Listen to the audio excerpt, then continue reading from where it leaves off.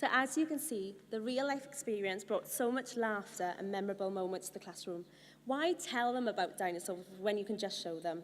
With facts, fossils, and all that fun, who wouldn't want to be a part of that adventure? So if you ever want to engage your children and just do something out of the ordinary, why not invite a dinosaur, unicorn, or maybe even a princess to come to your class and watch the real-life experience unfold? I did, and the children's reaction proved priceless. An unforgettable moment, a real-life adventure. Diolch yn fawr, thank you.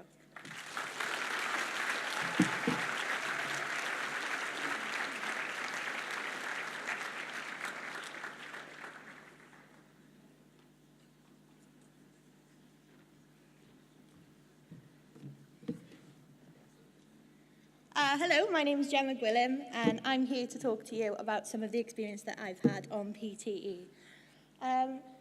So before I started my PGCE course, I worked in a Montessori nursery in an environment that really fostered the independence of the children and giving them control of their own learning.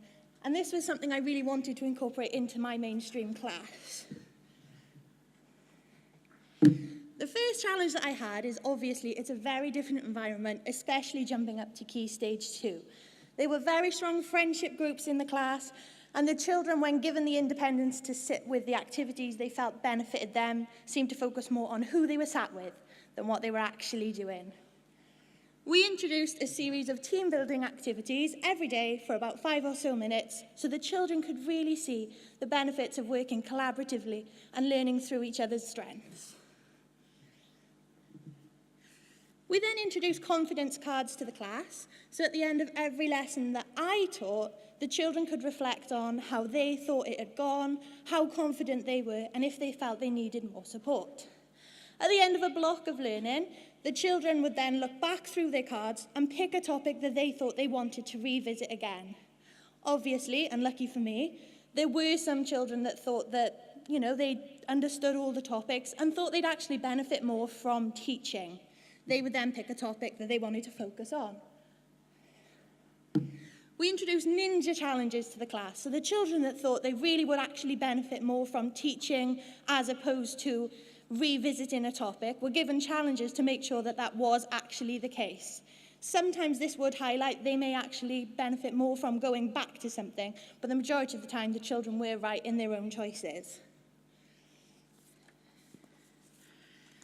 These teachers that had been identified, normally about 4 or 5, would then be brought in after a block of learning. So, for example, the 2 weeks leading up to this lesson, we covered time, fractions, temperature, and decimals. So I had 4 children there to help me. They'd be invited in during breaks, lunch, or when the children were silent reading to give them the opportunity to practice with each other, to look over their learning objectives and success criteria, and decide exactly what they wanted to do because they didn't have to follow my strict lesson plans. So when you've got your teachers, what do you then do? You've still got another 30 or so children to deal with. The way I set my class up, each table in the class would focus on a specific activity, and the children were given complete choice as to what they wanted to work with. Hopefully, they would look back through their cards and know where they'd struggled the most, and that was where their learning would take them. The teachers would then explain, using envelopes full of learning objectives and success criteria, what the children had to do. And it did mean that you had a lot of planning to do. You did have to prepare, theoretically, 6 different lessons. But then for the actual lesson, you get the opportunity to step back for nearly an hour, have a break, and just watch your children teaching each other, working collaboratively. They're actually benefiting a lot more and getting more from a meaningful experience than they would be me stood at the front of the class, repeating something that some of them have already heard and understood before. In this lesson, one of the children actually came up to me, who was teaching time, and said, "Miss, your lesson's rubbish. They're not getting it. Come and take the clock down off the wall." So I let her, and within 5 minutes, all the children she was working with were ready to move on to their next piece of learning.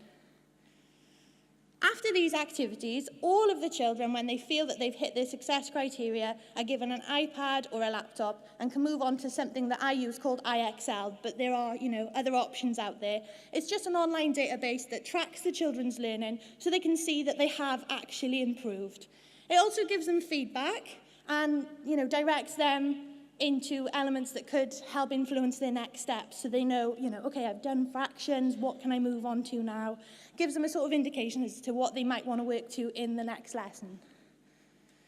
It sounds like a lot, but it really isn't, because theoretically you're just revisiting lessons that you've already taught before, and you're just giving all the children a chance to revisit it.